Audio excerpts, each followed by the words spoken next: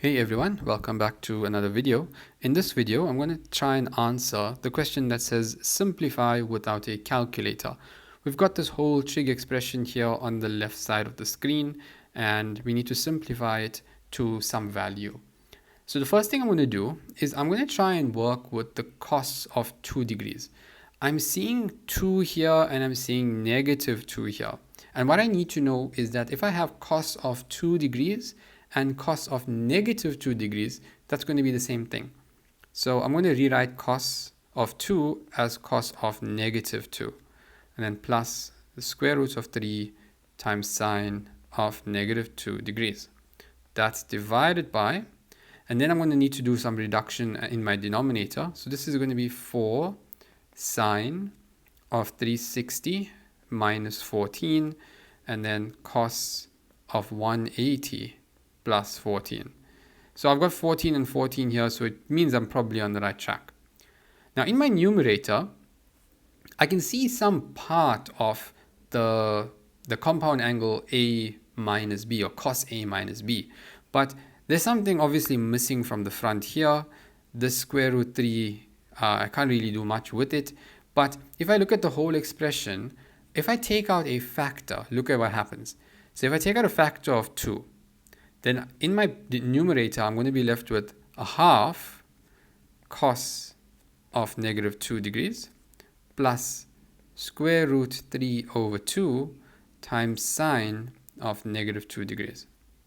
And then that's going to be divided by 4 times sine of 360 minus 14. That's going to be minus sine of 14 degrees.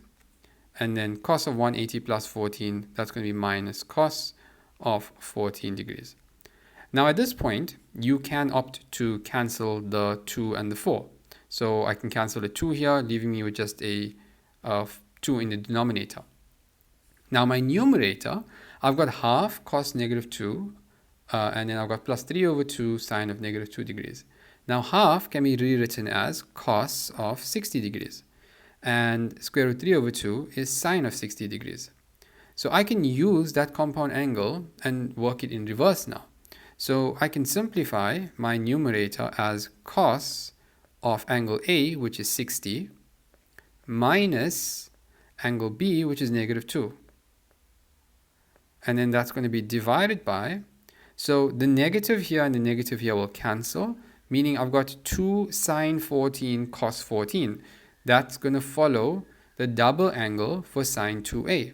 So that's simply going to be sine of 2 times 14. And then this is equal to cos of 62 degrees divided by sine of 28 degrees. And we're not done yet because there's just one more identity we need to apply. And that is that sine of 90 minus theta is equal to cos theta. So I can rewrite cos of 62 as sine of 90 minus 62, and then that's going to be divided by sine of 28.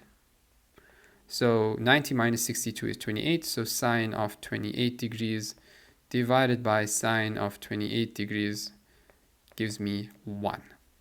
And I'm done. If you stuck around till the end, thanks so much for watching. Don't forget to leave a like on the video. I'll see you all in the next one.